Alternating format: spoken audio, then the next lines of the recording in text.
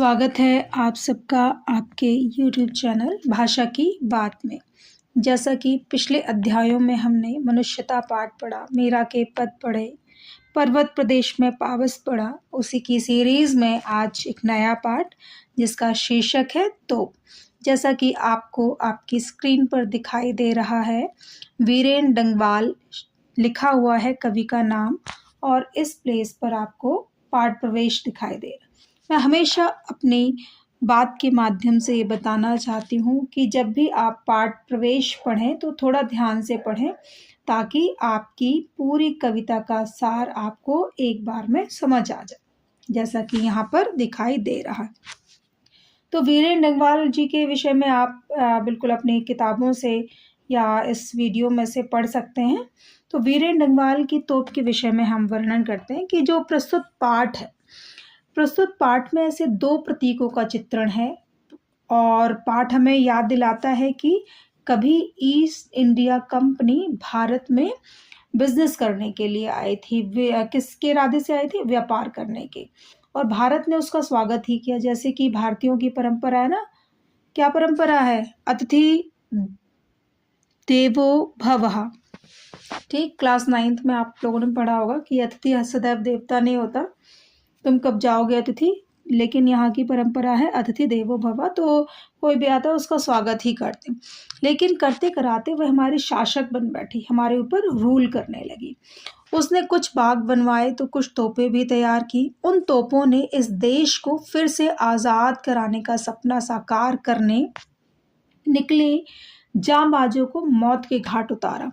पर एक दिन ऐसा भी आया जब हमारे पूर्वजों ने उस सत्ता को उखाड़ फेंका, तोप को निस्तेज कर दिया। फिर भी हमें इन प्रतीकों के बहाने यह याद रखना होगा कि भविष्य में कोई और ऐसी कंपनी यहाँ पाँव न जमाने पाए जिसके इरादे नेक ना हो, और यहाँ फिर वही तांडव मचे जिसके घाव अभी तक हमारे दिलों में हरे हैं। भले ही अंत में उनकी तोप भी उसी काम क्यों ना आए जिस काम में इस पाठ की तोप आ रही है। जैसा कि कवि और लेखकों का कार्य होता है इतिहास के पाठ झांकना और भविष्य के सपने सजोना, तो ये कविता भी उसी ओर इशारा कर रही है। हम बढ़ते हैं कविता की पंक्तियों की ओर। जैसा कि स्क्रीन पर आपको दिखाई दे रहा है, इसके प्रश्नोत्तर भी और कविता भी। अब क्या है, कविता क्या है? कंपनी बाग के मुहाने पर रख रखी है या धर रखी गई है सन 1857 की तोप। मैं सन यहाँ इसलिए प्रयोग कर रही हूँ, यह यहाँ पे सिर्फ लिखा हुआ है, लेकिन मैंने सन 1857 भी प्रयोग कर। तो कंपनी बाग के मुहाने पर अंग्रेजों से हमें धरोहर स्वरूप क्या मिला है? एक मिला है कंपनी बाग और दूसरा मिला है तोप। ठीक है, कंपनी बाग और तोप अंग्रेजों की देन है। और ये कंपनी बाग कहाँ पे है? कानपुर में है। कानपुर में ही कंपनी बाग को देखने के लिए सैलानी आते, टूरिस्ट आते हैं, और उसके बिल्कुल मुहाने पे एंट्रेंस गेट पर तोप को रख रखा है। सन कौन सा सन है? 1857 की तोप को। और इसकी होती है बड़ी संभाल, विरासत में मिले कंपनी बाग की तरह। विरासत में हमें क्या मिला है? कंपनी बाग हमें विरासत में मिला है, और तोप भी। तो कह रहे इन दोनों चीज़ों की बहुत ज़्यादा देखभाल की जाती है, संभाल कर रखते हैं लोग ताकि टूरिस्ट जो है उनको देख सके। कह साल में चमकाई जाती है 2 बार। कौन कौन से क्विज़न ऐसे होंगे साल में? एक तो 15 अगस्त और दूसरा 26 जनवरी। इन 2 मौक़ों पर उसकी साफ सफाई की जाती है, कंपनी बाग की भी और तोप की भी, ताकि लोग उसको देखने आते हैं तो देख सके। सुबह शाम कंपनी बाग में आते हैं बहुत से सैलानी। सैलानी शब्द का मतलब होता है टूरिस्ट। तो बहुत सुबह शाम कंपनी बाग 2 टाइम खुलता होगा, इसलिए लिखा सुबह और शाम। सुबह शाम कंपनी बाग में बहुत सारे टूरिस्ट आते हैं जब कंपनी बाग को खोला जाता है। उन्हें बताती है यह तोप कि मैं बड़ी जबर उड़ा दिए थे मैंने अच्छे अच्छे सूरमाओं के धज्जे अपने ज़माने में। धज्जे उड़ाने का मतलब क्या है? उनको मौत के घाट उतार देना। क्या करते थे अंग्रेज?